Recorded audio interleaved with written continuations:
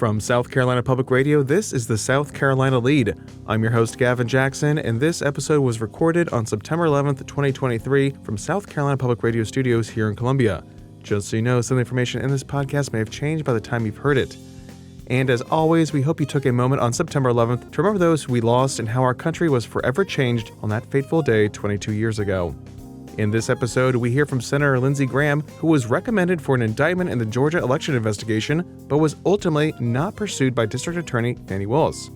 We check in with former Governor Nikki Haley and Senator Tim Scott, our two homegrown 2024 presidential candidates, as they made the rounds on cable news this weekend. And the Russ McKinney brings us a report on our favorite topic, infrastructure, and the $5 billion in construction and repaving efforts underway in our state.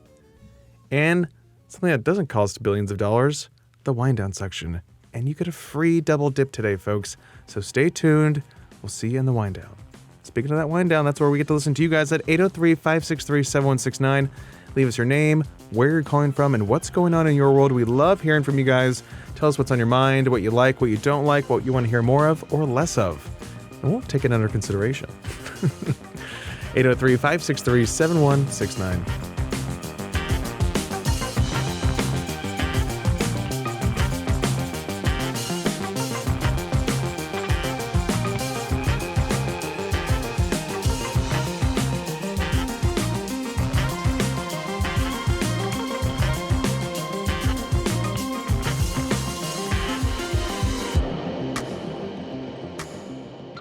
Last month, Senator Lindsey Graham avoided being named in the Fulton County, Georgia indictment of former President Donald Trump and his 18 co-conspirators who are charged with working to overturn the election results that Trump lost by 11,799 votes. Last year, Graham eventually complied with a subpoena as part of the special grand jury investigation led by District Attorney Fani Willis. Some 75 people gave testimony as part of that investigation. Now, that special purpose grand jury had subpoena power, but it did not have the authority to issue indictments, which is what a separate grand jury issued last month. But the special grand jury did recommend charges against 39 people. According to court filings on November 13, 2020, Graham allegedly asked Brad Raffensperger, the Secretary of State in Georgia, and his staff about, quote, re-examining certain absentee ballots cast in Georgia in order to explore the possibility of a more favorable outcome, quote, for Trump. Graham also made, quote, allegations of widespread voter fraud, quote, according to the filing. Trump suggested in a late 2021 hour-long phone call with Raffensperger that he find those votes for Trump. Now, this is what Graham told reporters in Greenville on Friday. You know, I'm very worried about the country right now. I was the chairman of the Senate Judiciary Committee. This election was contested in courts in multiple states. I had to explain to the people of South Carolina my vote, had to decide whether or not to have a hearing about the allegations in Georgia and other places. I called around different states, including Georgia. As a sitting United States Senator, chairman of the Judiciary Committee, I eventually certified the election in all states, including Georgia. I didn't find any evidence of mass voter fraud, but I did have concerns about the mail-in ballot systems in Georgia and other places. This is troubling for the country. We can't criminalize senators doing their job when they have a constitutional requirement to fulfill. It would be irresponsible for me, in my opinion, as chairman of the committee, not to try to find out what happened. It would be irresponsible for me to tell the voters of South Carolina what I did without actually trying to find out what the right answer was. So we're opening up Pandora's box here. Fulton County is one of the most liberal jurisdictions in the country. I fear this will spread, that the next election, Democrats may be on the other side of this. So at the end of the day, nothing happened. What I did was consistent with my job as being a United States Senator, chairman of the Judiciary Committee, but it was just not me. 3 United States senators. We're opening up Pandora's box. I think the system in this country is getting off the rails, and we have to be careful not to use the legal system as a political tool. Graham said he did his job looking into the election and wouldn't change anything he did. The special grand jury voted 13-7 with one abstention to recommend an indictment on charges related to overturning the 2020 election in battleground states such as Georgia. Not every special juror was present for every vote, though. Now, Willis, who had the ultimate charging authority, chose not to pursue the recommendation. Typically, prosecutors want a strong case that they can present to jurors, and in this case, it appears Willis didn't see that with Graham. Here's what Graham said he told the special grand jury about his call with Raffensperger. I called him from my office with my staff on the phone. I was surprised. I asked him hard questions, and I got sometimes not reassuring answers. But two sitting United States senators from Georgia called for him to resign.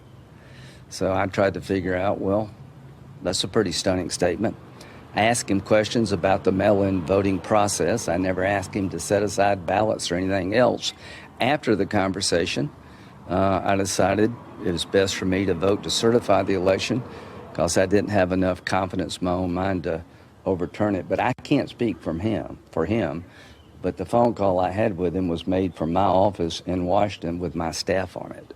When you factor in Graham's oversight aspect of the election as a major part of his defense, well, we may see why Graham wasn't indicted. Moving on, former Governor Nikki Haley was on CNN's State of the Union on Sunday with Jake Tappa, where she addressed the months-long blockade of hundreds of military promotions by Alabama Republican Senator Tommy Tuberville over the Pentagon's policy to reimburse personnel for abortion travel. Currently, the Army, Navy, and Marine Corps have no Senate-confirmed chiefs in place, and top brass has been warning of military readiness shortfalls as a result. Here's Haley with Tappa. There's a couple of things here, Jake. I mean, let's speak hard truths, right? First of all, Department of Defense never should have done this. I disagree with it, and I'll put an end to it as president. You're talking about the reimbursement policy for travel, for abortion. Yes. Okay. Yes, because you have to do these things through Congress. We have three branches of government for a reason. You can't slip something in there like that and think that Congress is not going to be upset. So first, I'll put an end to that, and you'll handle it through the proper channels. Secondly, we don't need to be using military families as political pawns. That's a mistake. The military members and families, they sacrifice enough. They don't need to be a pawn in Congress. But look at the political games that continue to play. Chuck Schumer could still get this done if he went through and listed each member and had Congress vote on each member. But Ambassador, right do now, you know what that would do? That, I mean, do you really want to have, the tradition is, generally speaking, that the Senate just votes unanimous consent for 300 people to be promoted. Oh, you think the military is political now?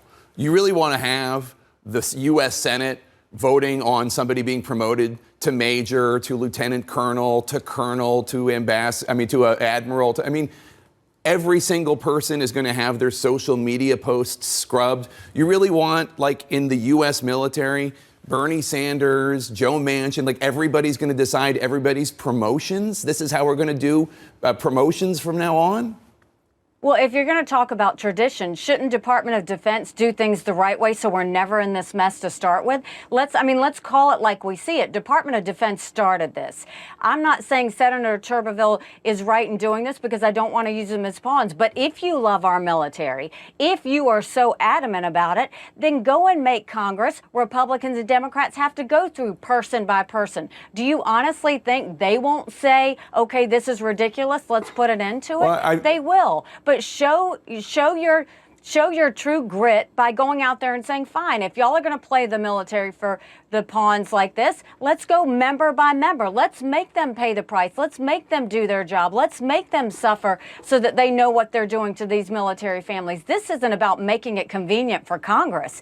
This is about making sure you're doing right by members of the military. This is making sure you hold the Department of Defense accountable. Let's call that what it is, Jake, because right now everybody's saying, oh, but do you really want Congress doing this? You know what I want Congress to do is their job. Right. I want Congress to do their job. I want them to deal with inflation. I want them to deal with gas prices and groceries. I want them to deal with the lack of transparency in schools. I want them to deal with the fact that, yes, military members are being used as pawns and they need to make sure that these families don't suffer. I want them to do their job. And the majority of Americans see that government's not working for the people. It's the people working for government. And it's got to stop, including these political games that they play. Haley wasn't the only one hitting the cable news airwaves over the past few days.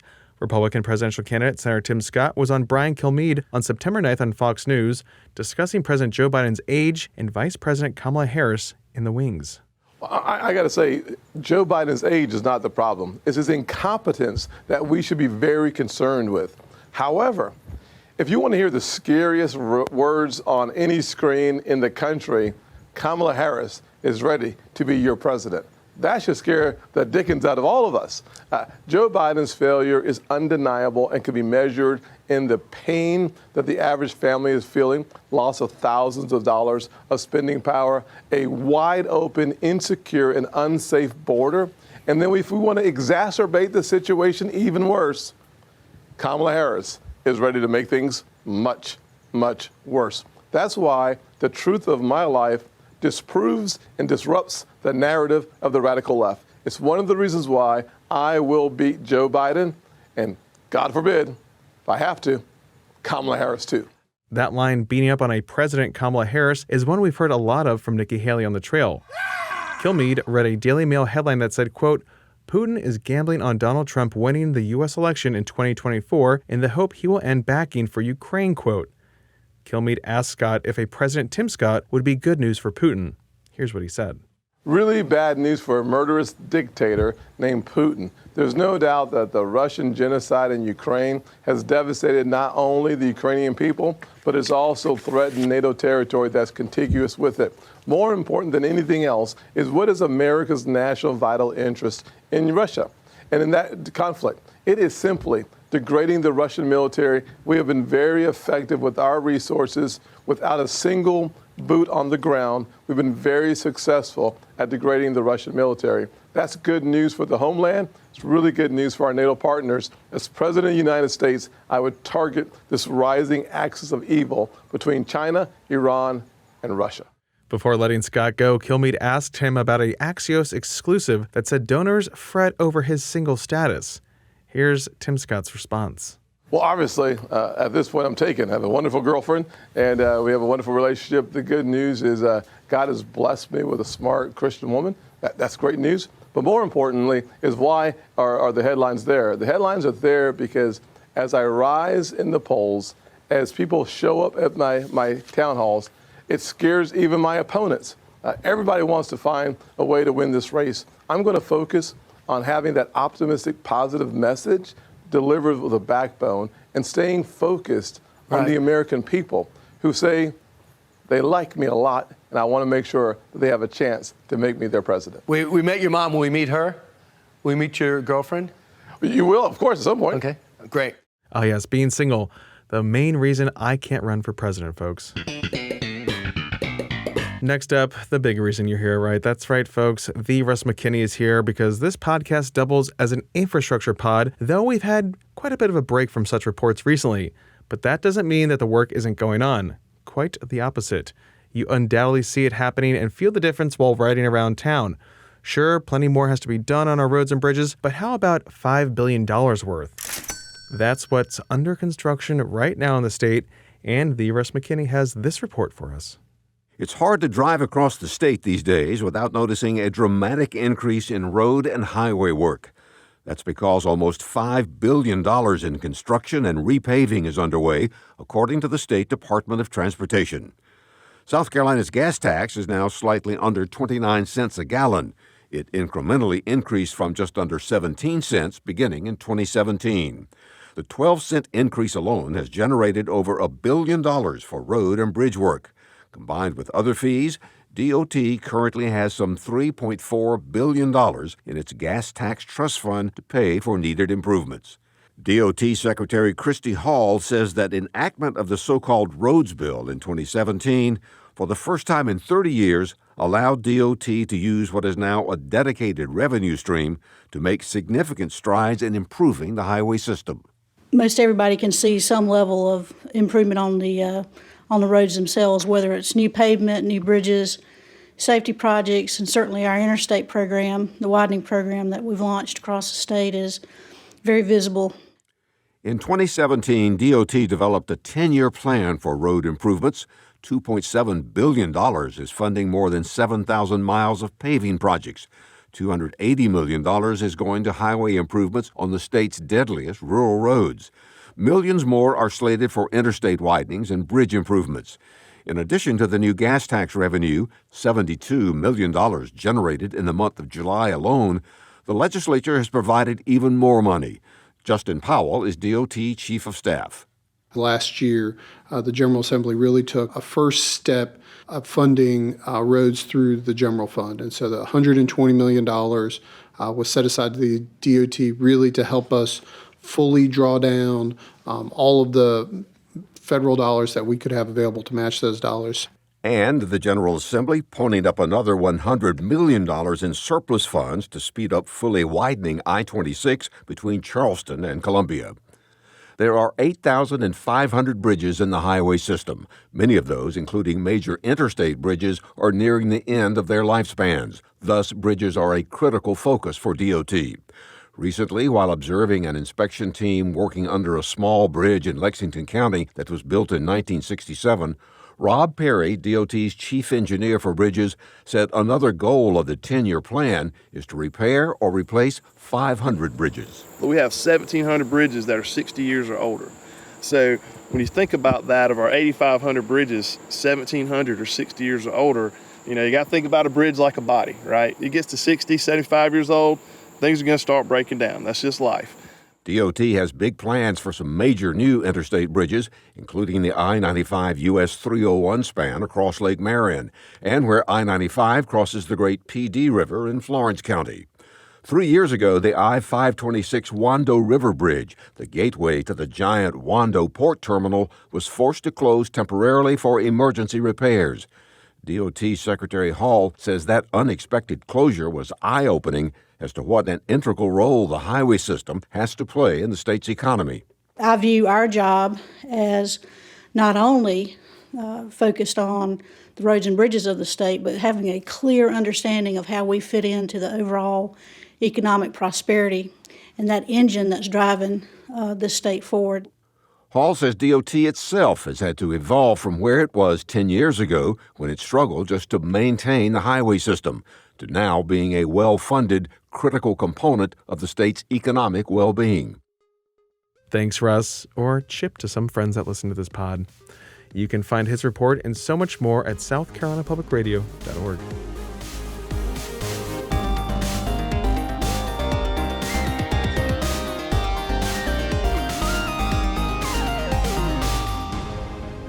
Welcome to the wind down section, our little break from the news. We're glad you're here. Remember, this is our chance to talk about things that are not news related, though sometimes we do.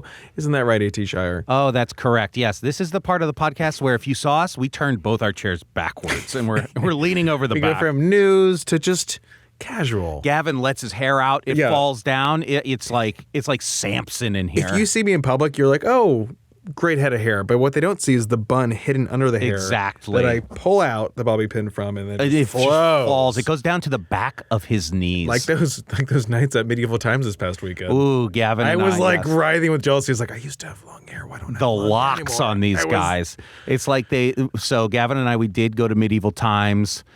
Our night did win. It was pretty big. My first time, I was just blown away by it. Gavin was this close to the queen. Let me tell you what. It is the queen. When she showed up, I was like losing my mind. Oh my God, that's her! Like I was getting out of my seat multiple times, cheering for our night. It was great. It was great. Raves, it was a great time. Raves, South Carolina Public Radio's A.T. Shire. I got out of my seat and danced half the time. But Raves, Gavin Jackson. That is not why we're here, Gavin. No, we got ahead of ourselves. We're here to listen to the dips, okay? We're double dipping. We're doubling, dipping down, okay? So first dip, great old friend, Gavin. Are you ready? Yes. Okay, here we go. Hey, Gavin and AT. It is Cam in Columbia. Wanted to call for a few reasons. First off, I wanted to come clean. That was not my cocaine in the White House, but I did leave a couple ounces of Sleepy Joe OG Delta 8 the last time I visited there. So I apologize for the national fervor that's happened over that. Second thing, my coronavirus experience, it hasn't stopped. in case anybody has been wondering, my place of work, Transmission Arcade in Columbia, we have had 5 cases in the last month, and so we are scrambling to cover some shifts here and there. So, the landscape is ever changing. Don't forget about the COVID, folks. Continue to wash your hands, mask up when you feel that you are a little bit under the weather, et cetera, et cetera. And I hope everybody out there is doing well. Thank you guys for continuing to provide us with the best SC News podcast that we've got going out there. And I hope everyone has a great week. Bye now. Cam, great to hear from you as always. And we're glad it wasn't your cocaine that was in the White House. The league does not endorse illicit drugs, let it be clear, especially gang. But hate to hear about that COVID wave hitting work. I never tested positive for COVID over the summer when I had my summer-long cold. Your malaise? It turned out to just be malaise. It's a strong case of ennui. Yes. Yeah, every time I would come into work, you'd be like, Gavin, please try and put a smile on. Try and do work. Be and I'd be strong. Like, be strong. I can't. You're like, where's this fainting couch? It's back again. Where's his chaise? But yeah, wash your hands, folks. Can't Seriously, wash your hands. And yes, especially the service industry. That is an industry that's going through it right now. So just be understanding when you're out there. Definitely go to Transmission and just be supporting your local businesses, your local haunts that you like so much. Yeah. Cam, please move back into my basement, okay? I miss you, bud. Anyway, Gavin, are you ready for the second dip? That was the first dip. Okay? Double crunch. Double. It's just like a Twix. You're okay? allowed to double dip here. Okay. You can put the chip back in the dip here. We're cool with that. That's right. Yeah. You dip once, you take a bite. You dip, we dip, we dip. You dip again. Oh, you put your head up on our hip. When I dip, you dip, we dip. Okay? Put my... that's a Jock Jams throwback. Anyway, people, are you ready for this second tip? Another friend of the pod. Another friend of the pod coming in at number 2. Here we go. On the countdown. Hey, Gavin and Nate, this is your favorite Aiken County listener, Baby's Mama. I'm calling to check in. We are about 7 weeks into the school year, and it's been interesting down here.